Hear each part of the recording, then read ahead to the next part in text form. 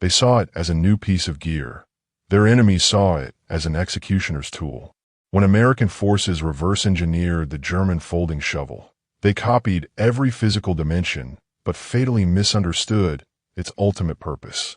This is the story of how institutional memory transforms a simple implement into a deadly weapon, and the price paid when crucial military knowledge is abandoned in the quest for logistical efficiency. The tale begins in the German defense sector in the late 1930s. In the spring of 1938, Wehrmacht engineers completed the final specifications for a revolutionary piece of infantry equipment, the Klappspaten, or folding spade.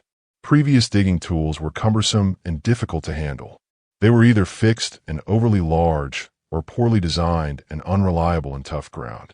Soldiers frequently complained, finding the fixed spades awkward, prone to snagging on obstacles, or making noise against other gear while marching. Many simply discarded them, improvising with helmets or sticks rather than carrying the clumsy things. The Klappspaten solved these problems with innovative elegance. When folded, the blade hinged against the wooden shaft, securing neatly into a small leather pouch attached to the soldier's belt. It was compact, silent, and easily accessible. When unfolded, the blade locked rigidly into place using a simple, robust mechanism.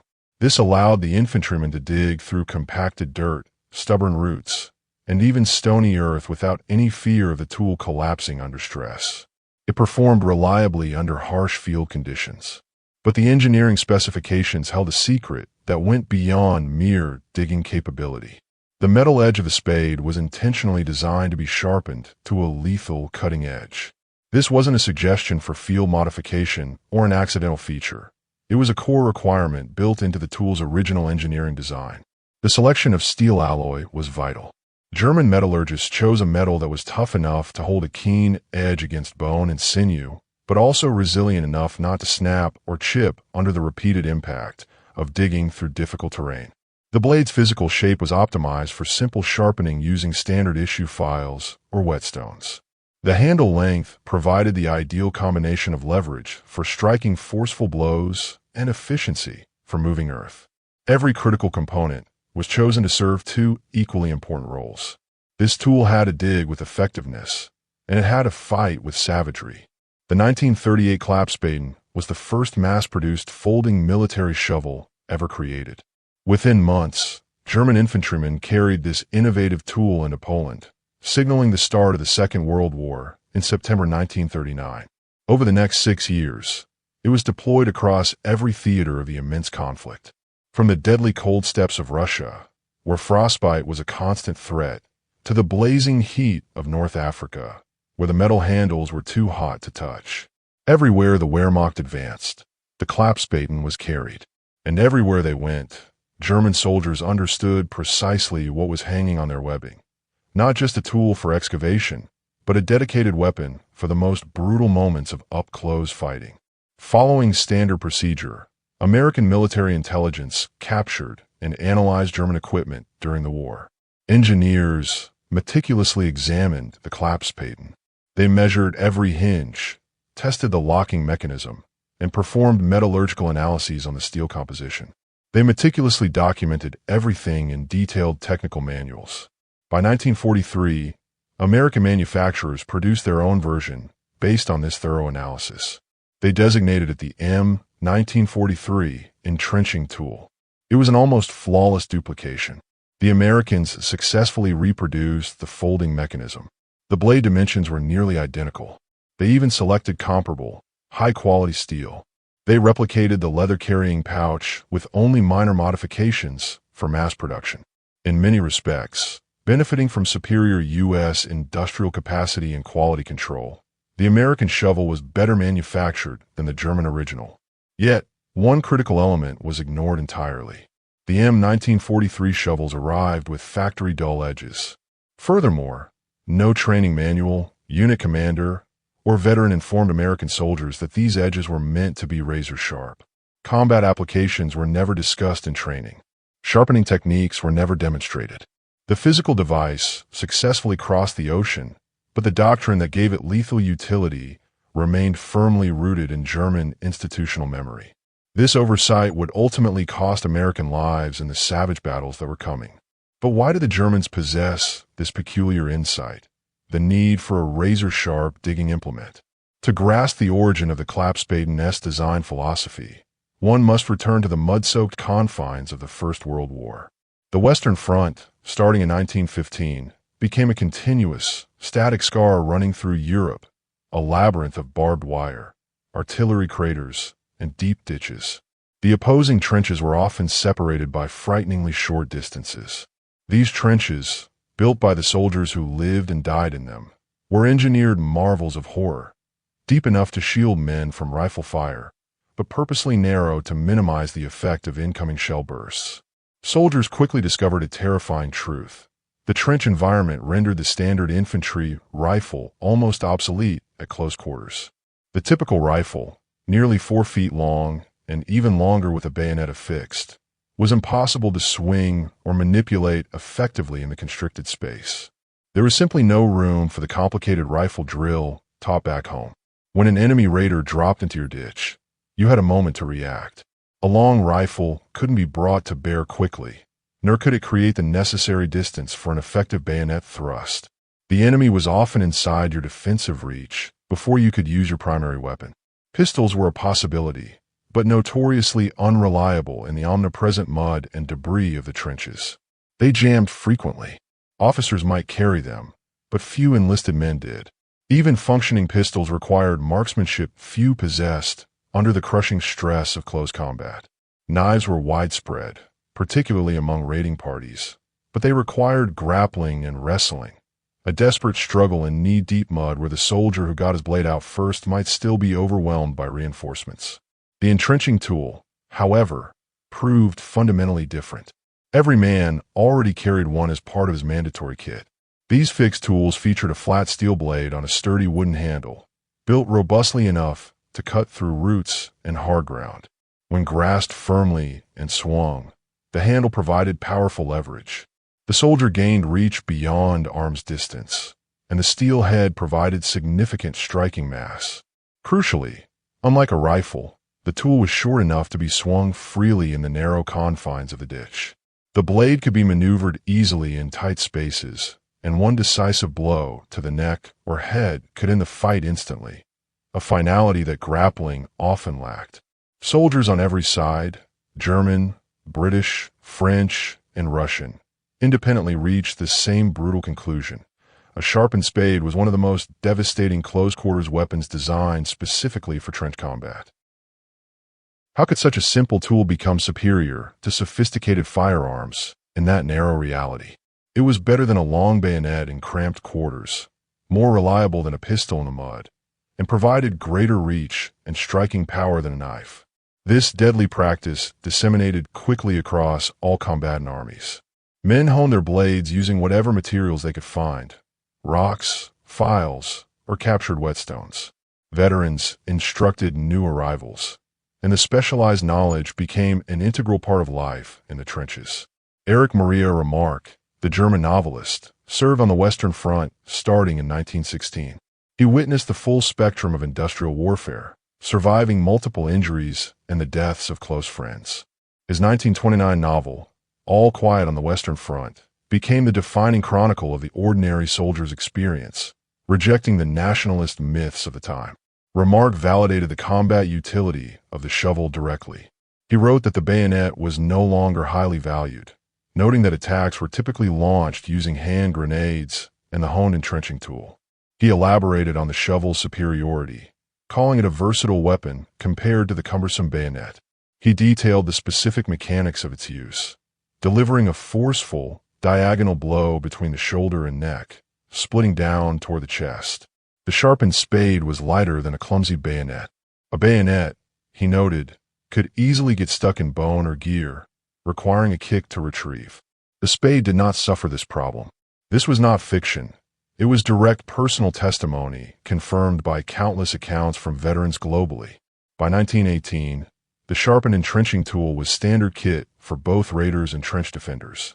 When the Great War concluded, Allied military planners in Britain, France, and America largely dismissed the brutal lessons of the trenches. They convinced themselves that the next conflict would be defined by mobility, tanks, rapid movement, and air power. They concluded that close combat in static ditches was an anomaly of the past that would never be repeated. The German military establishment retained a different memory. The Wehrmacht, rebuilding in the 1930s, drew heavily upon officers and experienced non-commissioned officers who had survived the Western Front. They understood what succeeded and what failed in lethal close-range encounters. They carried no illusions that the next war would be fought at a polite distance. Germany had pioneered revolutionary infantry tactics in the war's final years. The stormtrooper methods emphasized small, elite units heavily equipped with flamethrowers and grenades, designed to penetrate and exploit weak points in enemy lines. These tactics made close-quarters fighting absolutely inevitable. When designing the Klapspaten, German engineers extensively consulted these combat veterans. Their questions focused less on structural engineering and more on battlefield functionality. What weapons proved decisive when combat became utterly personal? What features could enhance the spade's lethality without compromising its ability to dig? The veterans provided answers rooted in dire experience. Tales of comrades saved by a sharpened shovel. Enemies killed with this tool when primary weapons failed. They understood the harsh equation of hand-to-hand fighting. The right implement meant the difference between surviving and dying in the dirt. The final design thus met two criteria perfectly. First, rapid entrenchment. The folding design made the Klapspaten easy for every infantryman to carry, eliminating the logistical and practical burden of previous fixed spades. Second, lethal fighting capability. The geometry was optimized for field sharpening. The steel ensured edge retention without brittleness. The balance and handle length maximized striking power. German training protocols included specific procedures for maintaining the Klapspaten as a weapon. Sharpening was mandatory. Use a file or stone, achieve a consistent angle, test the sharpness, and maintain the edge before missions. German soldiers treated their shovels exactly as they would their firearms. Some units even held formal instruction in entrenching tool combat, while in others, the knowledge was passed informally from battle-hardened veterans to green recruits.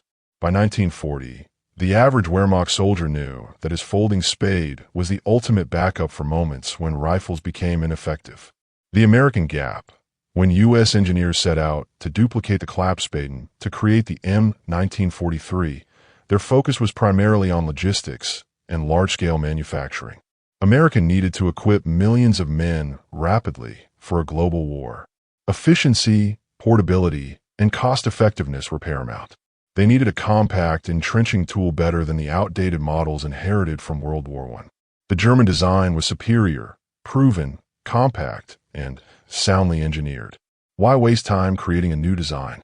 American industry excelled at this kind of meticulous replication. They scientifically analyzed the German design and produced domestic copies, the M1943, at an unprecedented scale. Objectively, it was a superb digging implement. Robust construction, sound metallurgy, secure locking mechanism. Yet, military technology is only half physical. The other half is doctrine.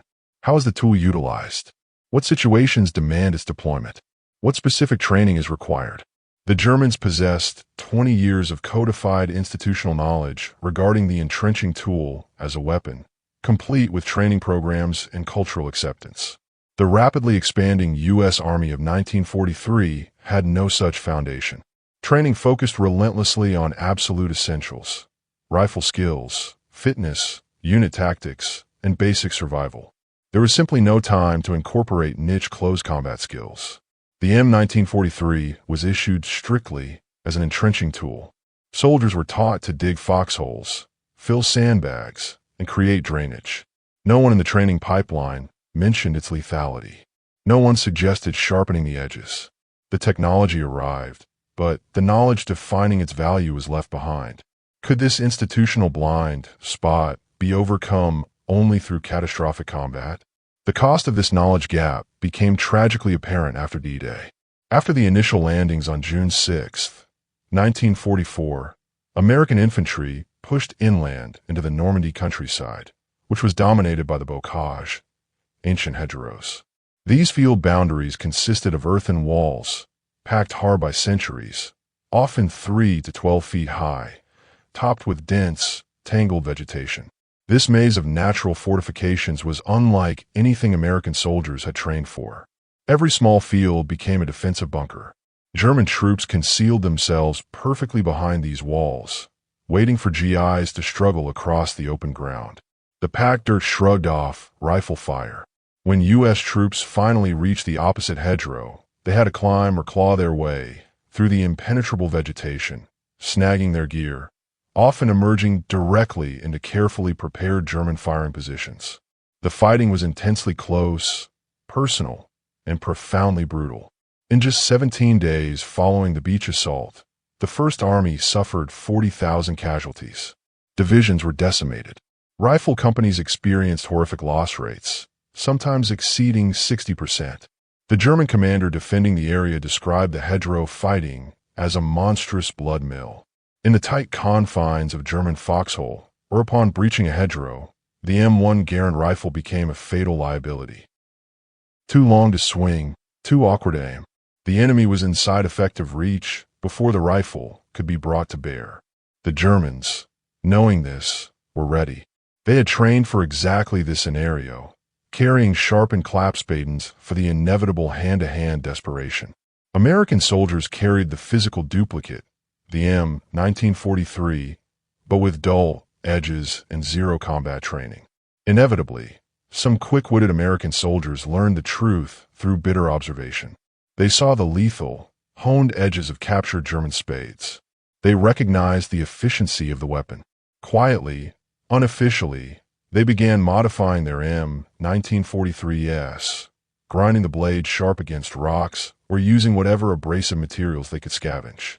This informal, desperate learning process took time, and in the hedgerows, time was measured in the lives of men who died without knowing the full potential of the tool already strapped to their belts.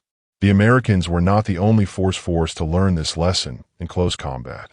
On the Eastern Front, the Battle of Stalingrad provided the ultimate proving ground for the spade as weapon.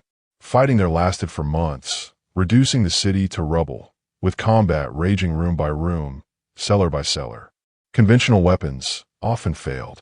Rifles were too long for corridors. Machine guns were ineffective in short-range bursts. Hand-to-hand combat became the defining reality. Soviet soldiers relied heavily on their entrenching tool, the MPL-50, which had been in service since the late 1800s. Its small, fixed blade and short handle proved devastating in the ruins. Veterans noted that the favored weapon for close-quarters fighting was not the pistol or submachine gun, but the humble MPL-50. Many Russians sharpened one side of the blade before going into the ruins. This Stalingrad experience became formalized in Soviet military doctrine post-war. The Red Army mandated entrenching tool combat training. What was once improvised necessity became official, deadly technique. Soviet special forces, the Spetsnaz, elevated the sharpened shovel into a lethal art form. Defector Viktor Suvorov detailed Spetsnaz training, explaining how soldiers were taught to throw the 32 centimeters handle, creating rotation that turned the spinning blade into a terrifyingly accurate and powerful projectile. It could kill an enemy silently at distances where a knife throw would be ineffective, often severing the spine or smashing bone. Why would a modern army prioritize training a century-old digging tool over state-of-the-art firearms? Because they understood the chaos of true close combat. The painful lesson that American forces missed in the Normandy bocage returned less than a decade later in the mountains of Korea. When China entered the war in late 1950, the fighting devolved into a grinding stalemate along treacherous, mountainous terrain. Assaulting an enemy-held hill meant the final moments of battle would be intensely close range. On June 5, 1951, Master Sergeant Benjamin Franklin Wilson of Company I, 31st Infantry Regiment, proved the lethal potential of the entrenching tool when primary weapons failed. Wilson, a veteran who had requested combat duty repeatedly during World War II, but was denied, finally had his chance on a position known as Hell Hill. When his company assault stalled under fierce fire, Wilson charged forward alone, destroying 4 enemy machine gun positions and breaking the defensive line. He then led a bayonet charge over the trenches. The enemy immediately launched a counterattack. Wilson, realizing his unit would be overrun, initiated an astonishing solo charge into the attackers, breaking their momentum. Wounded and exhausted, medics loaded him onto a stretcher for evacuation. But when they paused, Wilson rose, walked back up the hill, and rejoined the fray, refusing to abandon his men after the officers fell. During the final push, an enemy soldier wrenched Wilson's rifle away. Wounded, exhausted, and disarmed, Wilson made a decisive choice. He reached for the tool on his belt. The official Medal of Honor citation uses clinical, powerful language, noting that Wilson annihilated 4 enemy soldiers with his entrenching tool. Some men are simply harder to stop than others. His courageous action allowed the survivors to retreat safely. He was awarded the Medal of Honor for this incredible display of valor. The very next day, June 6th, Wilson was back in combat, reopening his wounds, killing 33 more enemy soldiers with his rifle and grenades. He was recommended for a second Medal of Honor, receiving the Distinguished Service Cross instead due to military policy prohibiting multiple awards. Wilson proved beyond any doubt the decisive power of the entrenching tool when wielded by a man who understood its lethal capacity. Another hero, Private First Class Anthony Thomas Kainahano of Hawaii, demonstrated this same brutal reality. On September 1st, 1951, serving with Company H, 17th Infantry Regiment, his machine gun squad was forced to withdraw under an overwhelming Chinese assault. Wounded in the shoulder, Kainahano refused to retreat. He gathered all available ammunition and returned alone to his isolated emplacement to provide cover. He fought fiercely, unleashing deadly accurate fire until his machine gun ran dry. The enemy kept coming. Out of ammunition, Kainahano engaged the attackers in final, desperate hand-to-hand combat. He fought alone until he was killed. His sacrifice inspired a counterattack that repulsed the entire enemy force. When his position was retaken, American forces found Kainahano's body surrounded by 13 dead enemy soldiers. 2 of those adversaries were found inside his emplacement, killed in the final moments. The citation later upgraded to the Medal of Honor confirmed those 2 were beaten to death with an entrenching tool. The folding shovel, born of necessity in the grim confines of World War I trenches, became a formal weapon system for the German Wehrmacht and the Soviet Red Army. America copied the steel and the hinge, but ignored the doctrine, forcing heroes like Wilson and Kainahano to rediscover the tool's deadly purpose in the bloody fog of close combat.